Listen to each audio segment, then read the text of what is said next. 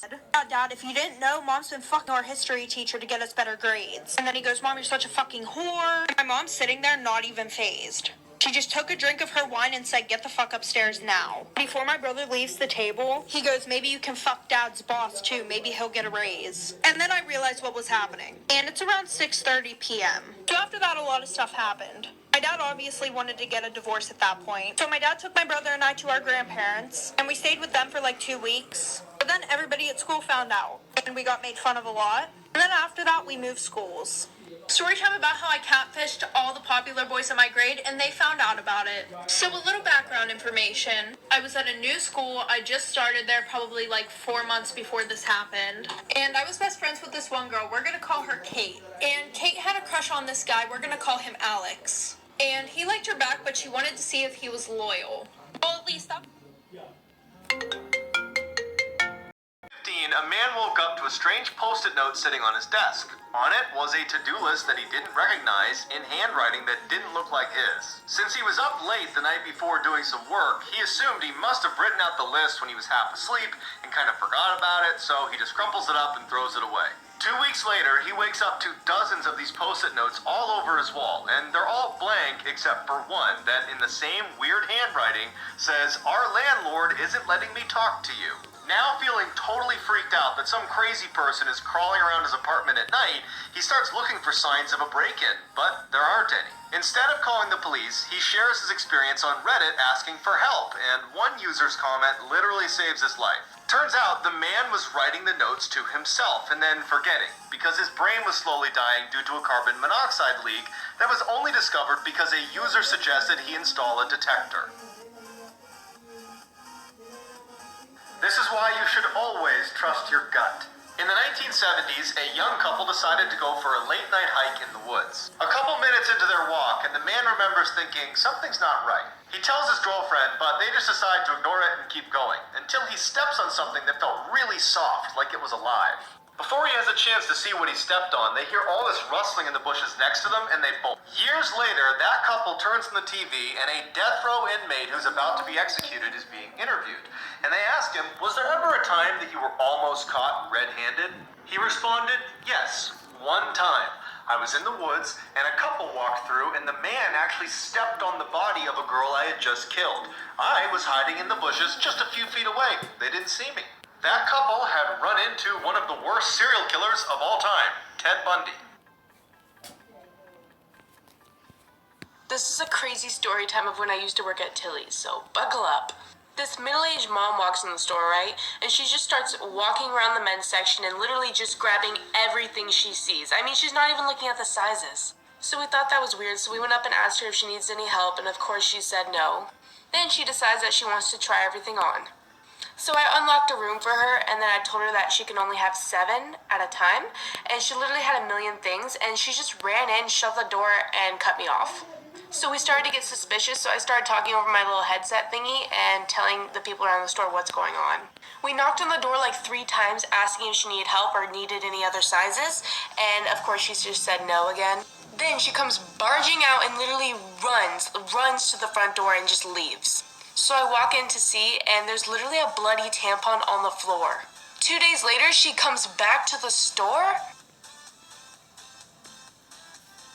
This is why you should never watch my videos before going to bed. In 1986, a young girl opens her closet to find a man wearing a dress and holding an axe. He grabs her and ties her up, and then walks around the house and does the same thing to the rest of her family. While the guy is ransacking their house, one of the kids breaks free, runs next door, and tells his neighbor. The neighbor calls the cops show up, the family's saved, but the guy is nowhere to be found. The family leaves the house and stays with relatives in hopes that they'll catch this guy before they have to go back. But after a few weeks, they haven't caught him, there aren't any leads, and they say, you know what, we'll go back to our house anyways. As the family's pulling back into their driveway, the father looks up at one of the windows and sees for a split second the head of the man with the dress in their bedroom. They call the police, who go in and find pennies glued to the ceiling and weird writing all over the house, but they can't find this crazy guy. Until one of the officers found a secret crawl space in the basement, where psychotic killer Danny LaPlante had been living for 2 months. Crazy story time about how my mom kidnapped my sister. So my mom and dad split whenever I was really young. And at this time, they were always in and out of court, battling for custody over my sister and I. Well, the one day my dad drives my mom downtown to the courthouse because she didn't have a ride. And before she gets out of the car, she's like, "Can I give the girls a hug?"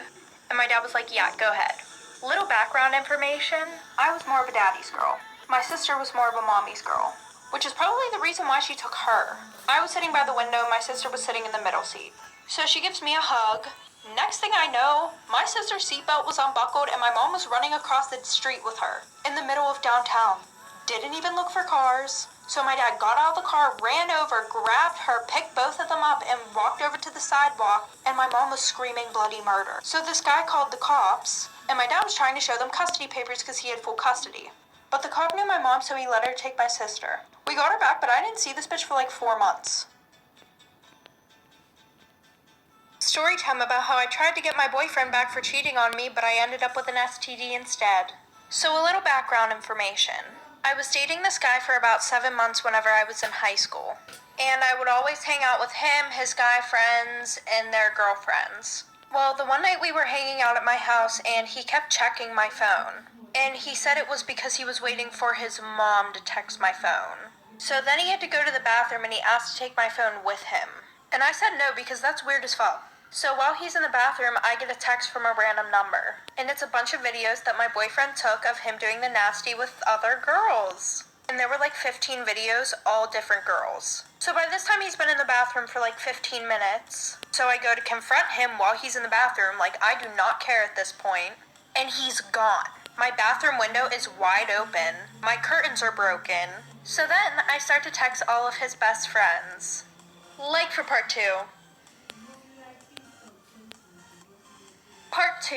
So it turns out the person who sent it to me was one of the girls in my friend group. So at that point, every single person in that friend group was dead to me and I needed to get every single one of them back. So like I said, I started texting all my ex's best friends and I asked every single one of them if they wanted to hook up. 4 of them said yes, the other 3 just blocked me. And the 4 who said yes all had girlfriends in our friend group. Well, the girls in my friend group had no idea, so they invited me to their party. And at that party, it was my mission to do the dirty with every single one of those guys. Well, there was this bathroom in the basement, which nobody knew about except the girl whose house it was. So one after the other, I did the dirty with every single one of them in that bathroom. And I made sure to snap a picture or take a video, so that way I could send it to my boyfriend. I know, I'm crazy, get over it. Well, in the morning, my ex's closest best friend came over. Well, I did the dirty with him too, because my ex hated him being around me, because he was known for screwing other people's girlfriends. Okay, there's gonna be a part 3. When Brandon and I first started dating, we had prom the next week and weren't going together. We just both had plans to go with other people before we met. Coincidentally, we were also in the same prom group, so we had to watch each other with other people the whole night. It was a great bonding experience. We didn't discuss what was going to happen, but we just both pretended like we weren't a thing. It was just easier. But by the time we got to the dance, I thought that he would maybe give in. Mind you, this is also the night after our first date. So I'm still waiting for this validation of him even liking me. But instead, he acted like he didn't know me.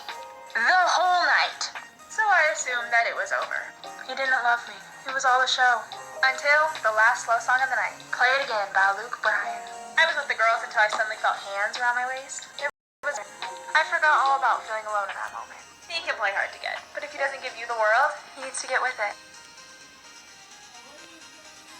Part 3. So a week later, I started having some problems down there. So I had my mom take me to the doctors. Turns out I have a fucking STD.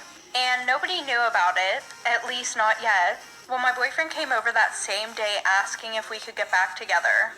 So I thought, what an even better way to get back at him. Give him what I have. Mind you, I was still hooking up with all 4 of his best friends. And then like 2 weeks later, my boyfriend started talking to me about how he was also having problems down there. And I was like, oh, maybe you should go to the doctors. So after he went to the doctors, he texts me.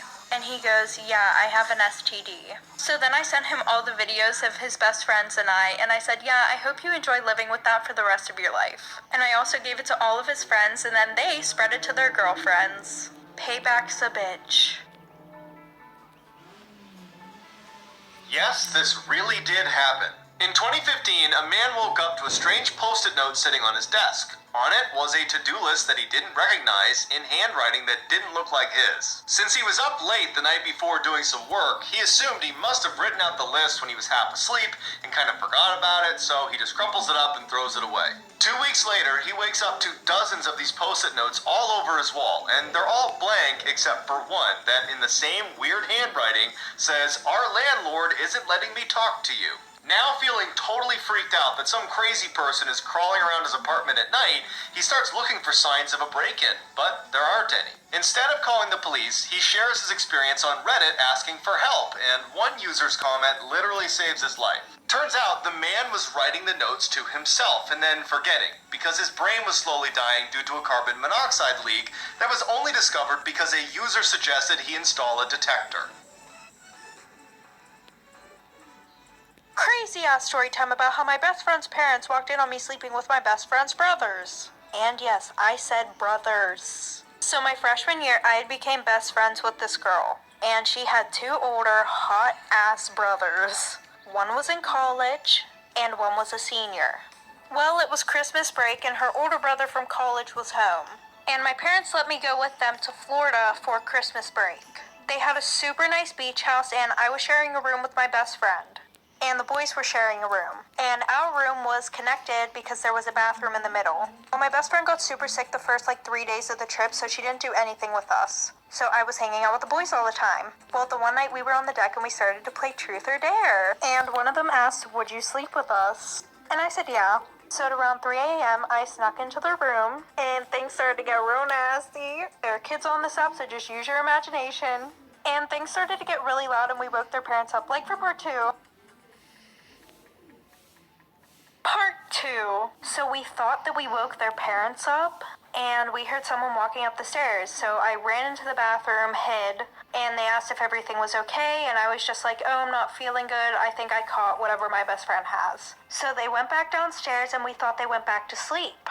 They were never asleep. So we decided to go onto the deck and finish the nastiness that we were doing. And I was like, oh, okay, we don't have to be that quiet now. Because their bedroom was in the front of the house and the porch was on the back of the house. And we were on the 2nd floor, and below that there was another porch with a fire pit and everything. And I could see below us. Well, out of the corner of my eye, I thought I saw somebody walk into the house. But stupid me, I just ignored it. Not even a minute later, I hear the sliding door open, and I hear, and we all turn around and everybody's standing there. So they sent me home and told my parents, but I didn't get grounded because low-key my mom knew I was a hoe.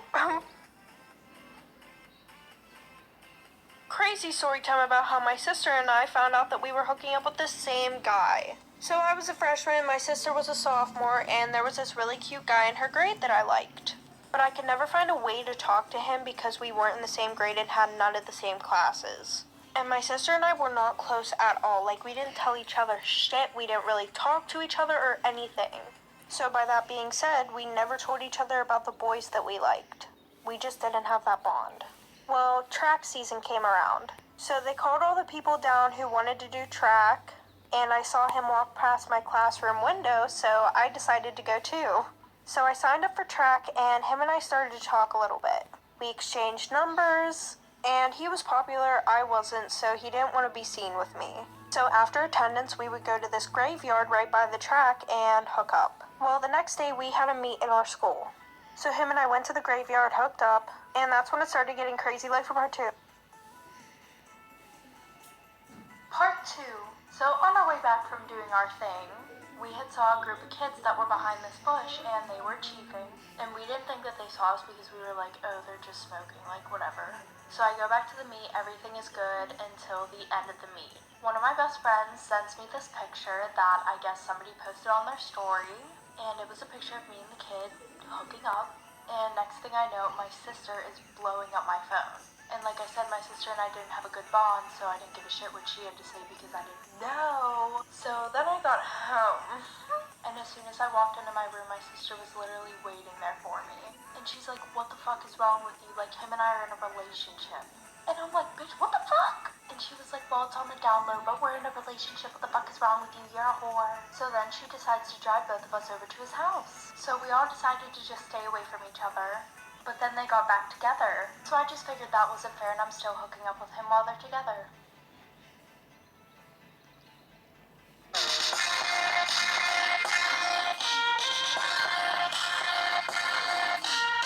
LSD. So one of the kids in my friend group was about to leave for Arizona, and we would always talk about how we need to trip together before he leaves. And anytime that I would trip off acid, I would go to my one plug. Well, he ran out, so we had to go to somebody else. And I'd never tried this kid's stuff before. I just said, fuck it, YOLO. Which should not have been my motto at the time, but it was. So that night, we're in the car, and one of our friends is driving because he's sober, obviously. And before I put the tab on my tongue, I started to get really nervous. And I have never felt like that before I've taken acid. But I kind of just said, fuck it, and I put it on my tongue. So we go pick up 2 more people that I'm not really close with. So then we make our way over to our other friend's apartment. And I'm kind of feeling it, but not really. But then as soon as we walk into that apartment, I start tripping balls. And you know, everything was going good. But then my dumb ass decided to look in the fucking mirror. And as soon as I look in the mirror, I see myself smile back at me, like for part 2.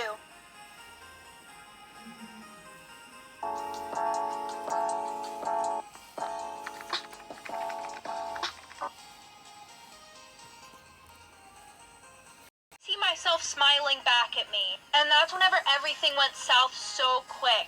I sat on the bed, tried to pull myself together because I didn't want to make a fucking scene in front of everybody, but then I got caught in this fucking loop, and if you don't know what the loop is, then I'm gonna tell you what it is. It's basically where you feel like you're doing the same thing over and over and over again. And then I started looking around at everybody, and it looked like their faces were melting. One of my friends got up off his chair, walked to the other side of the room, and I watched him do that. But when I looked back over at the fucking chair, he was still sitting there. So I looked at my one friend that was sober, who I was actually really close with, and I think he saw the look in my eye and he was like, do you want to leave now?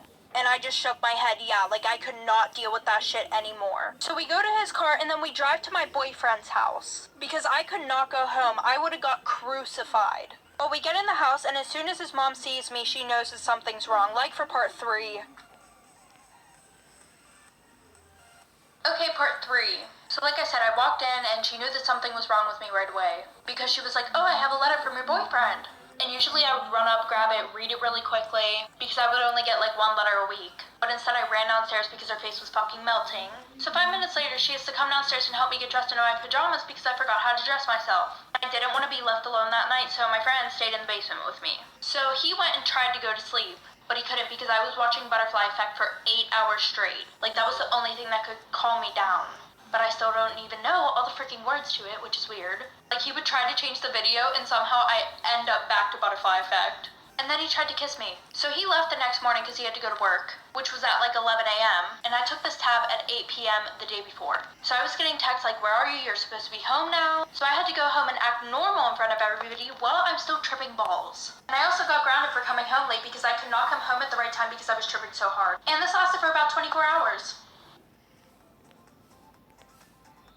Story time about how I found out that my boyfriend was trying to get with another girl on Valentine's Day. Okay, there's a lot that goes into this story time, so let me break it down for you real quick.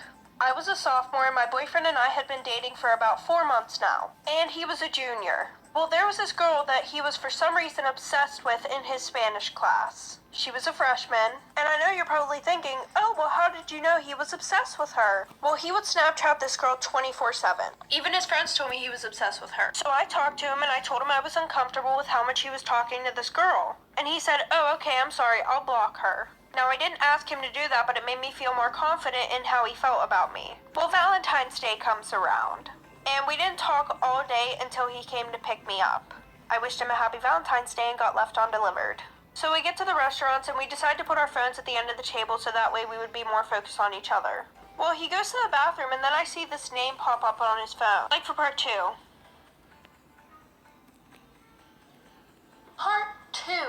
So, like I said, I saw this name on his phone, and there was something special about this name. So, whenever I kept streaks, I would put the word streak, and then an emoji, and then the person's name. And he got the idea that instead of keeping her name, he would put it as streak. So I was like, that's really fucking weird. And at first I was like, what the fuck? So I opened his phone, and what do you know, it's from that girl. And she was replying back to a big paragraph that he sent her. And we had school that same day.